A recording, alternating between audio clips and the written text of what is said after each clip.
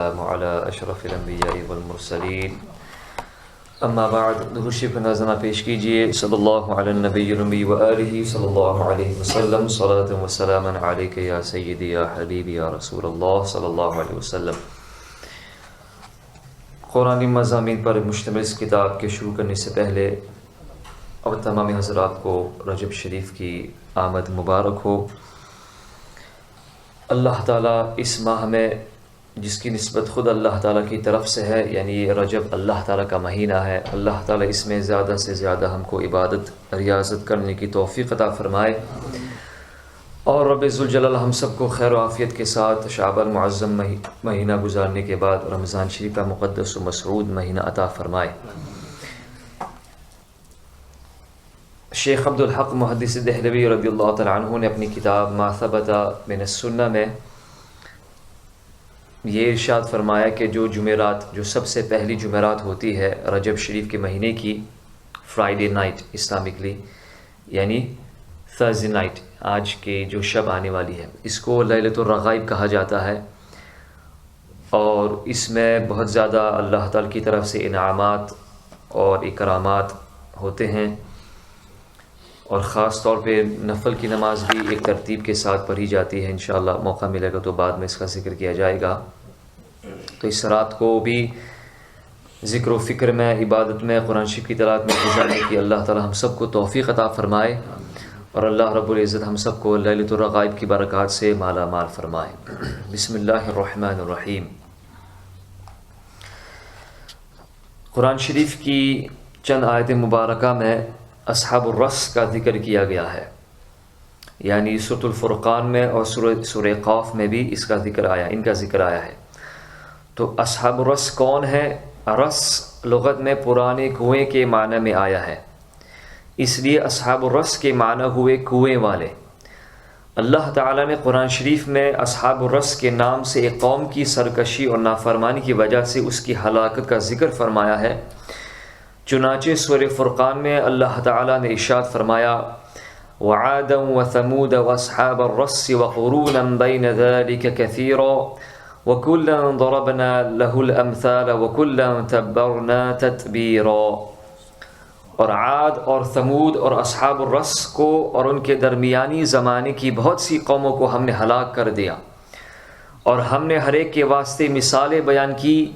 اور ہم نے ان سب کو تباہ کر کے مٹا دیا۔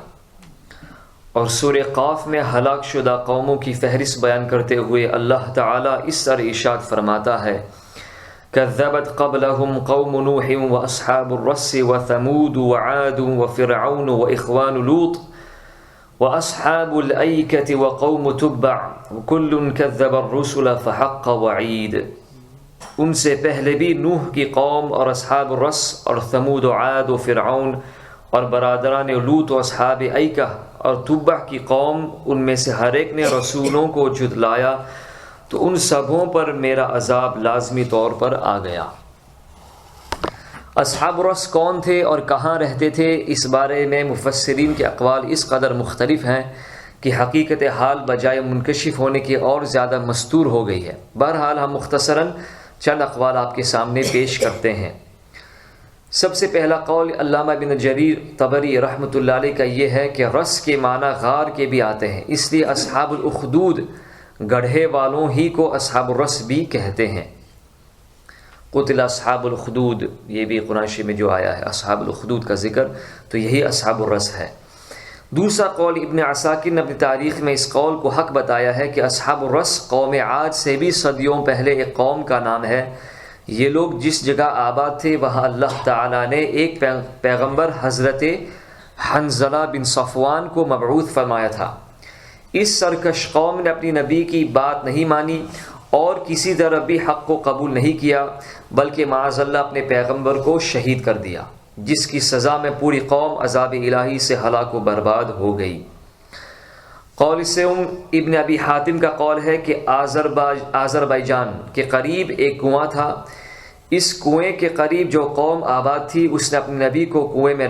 ڈال کر زندہ دفن کر دیا، زندہ شہید کر دیا معاذ اللہ، اس لیے ان لوگوں کو اصحاب الرس کہا گیا۔ قول چہارم قتادہ کہتے ہیں کہ یمامہ کے علاقے میں فلج نامی ایک بستی تھی، اصحاب الرس وہی آباد تھے، اور یہ وہی قوم ہے جس کو قرآن شریف میں اصحاب القریہ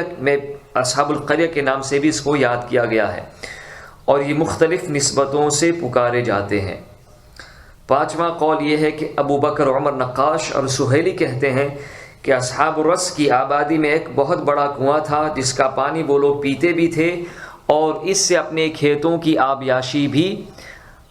بھی کرتے تھے، اور ان لوگوں نے گمراہ ہو کر اپنے پیغمبر کو معاذ اللہ قتل کر دیا تھا۔ اس جرم میں عذاب الہی اتر پڑا اور یہ پوری قوم ہلاک و تباہ و برباد ہو گئی۔ قول ششم، چھٹا قول یہ کہ محمد بن کعب قرظی فرماتے ہیں کہ حضور اکرم صلی اللہ علیہ وسلم نے ارشاد فرمایا، ان اول الناس يدخل الجنت یوم القیامہ العبد الاسود، جنت میں سب سے پہلے جو شخص داخل ہوگا وہ ایک کالا غلام ہوگا، اور یہ اس لیے کہ ایک بستی میں اللہ تعالیٰ نے اپنا ایک نبی بھیجا،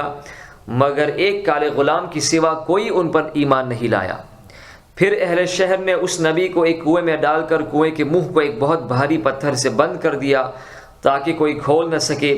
مگر یہ سیاہ فام غلام روزانہ جنگل سے لکڑیاں کاٹ کر لاتا اور ان کو فروخت کر کے کھانا خریدتا، اور کنویں پر پہنچ کر پتھر اٹھاتا اور نبی کی خدمت میں کھانا پیش کرتا تھا۔ کچھ دنوں کے بعد اللہ تعالیٰ نے اس غلام پر جنگل میں نیند طاری کر دی اور یہ 14 سال تک سوتا ہی رہ گیا۔ اس درمیان میں قوم کا دل بدل گیا اور ان لوگوں نے نبی کو کنویں میں سے نکال کر توبہ کر لی اور ایمان قبول کر لیا۔ پھر چند دنوں کے بعد نبی کی وفات ہو گئی۔ 14 سال کے بعد جب کالے غلام کی آنکھ کھلی تو اس نے سمجھا کہ میں چند گھنٹے سویا ہوں۔ جلدی لکڑیاں کاٹ کر وہ شہر میں پہنچا تو یہ دیکھا کہ شہر کے حالات بدلے ہوئے ہیں۔ دریافت کیا تو سارا قصہ معلوم ہوا، اور اسی غلام کے متعلق نبی کریم صلی اللہ علیہ وسلم نے ارشاد فرمایا کہ جنت میں یہی سب سے پہلا غلام، کالا غلام جنت میں داخل ہوگا۔ ساتواں قول یہ بھی لکھا گیا ہے کہ مشہور مورخ علامہ مسعودی بیان کرتے ہیں کہ اصحاب الرس حضرت اسماعیل علیہ نبینا علیہ السلام کی اولاد میں سے ہیں، اور یہ دو قبیلے تھے، قیدماہ اور دوسرا یامین یا راعویل، اور یہ دونوں قبیلے یمن میں آباد تھے۔ آٹھواں قول ہشتم قول یہ ہے، مصر کے ایک عالم فرج اللہ زکی کردی کہتے ہیں کہ لفظ ارس کا مخفف ہے، اور یہ شہر قفقاز کے علاقے میں واقع ہے۔ اس وادی میں اللہ تعالیٰ نے ایک نبی کو مبعوث فرمایا جن کا نام ابراہیم زردشت تھا۔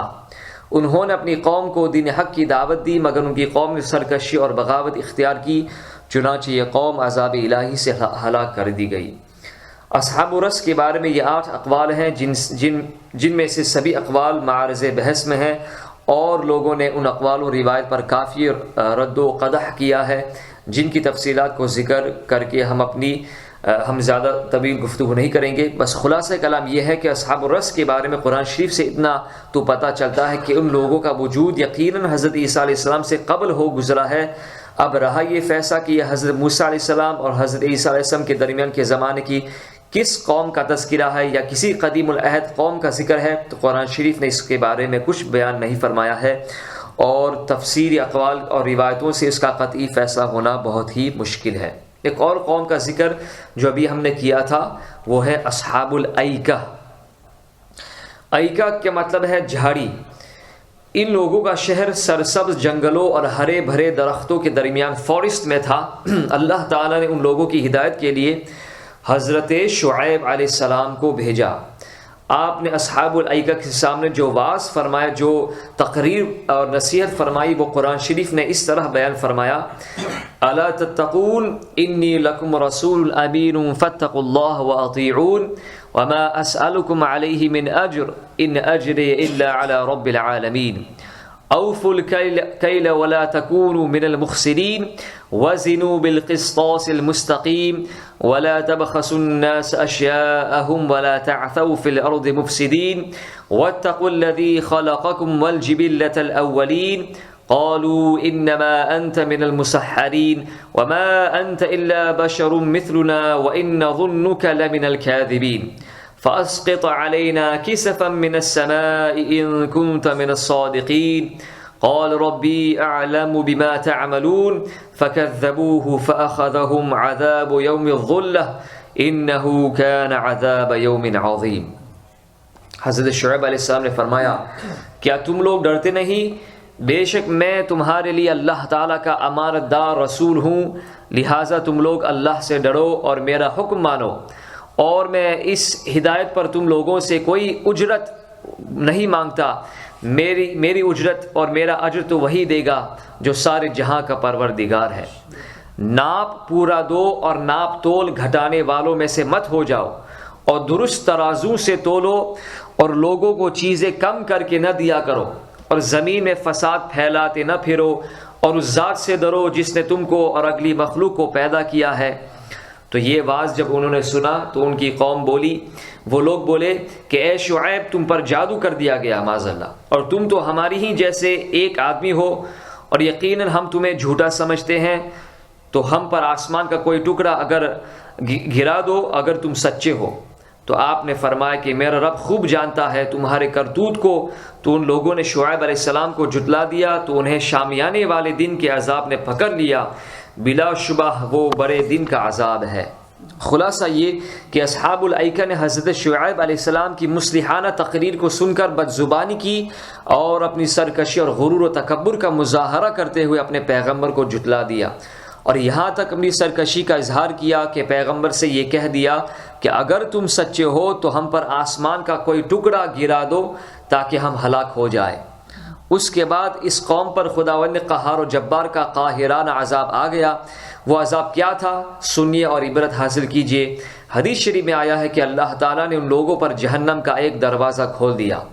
جس سے پوری آبادی میں شدید گرمی اور لو کی حرارت و تپش پھیل گئی، اور بستی والوں کا دم گھٹنے لگا، تو وہ لوگ اپنے گھروں میں گھسنے لگے اور اپنے اوپر پانی کا چھڑکاؤ کرنے لگے، مگر پانی اور سائے سے انہیں کوئی چین اور سکون نہیں ملتا تھا،